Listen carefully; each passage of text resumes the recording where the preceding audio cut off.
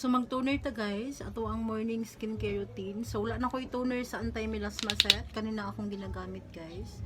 Pero nag-order ko og Utro anti-melasma set toner, 100 ml akong gi-order for only 120 pesos guys. Nga na siya ka-affordable ang atong anti-melasma set. Pero kaning VC toner is ninot gyapon ni siya sa naong. Ninot gyapon ni siya guys, tapos daghan sulod. Affordable lang pud gyapon ni siya, VC toner. 500 ml, 500 ml na siya guys. 500 ml na siya.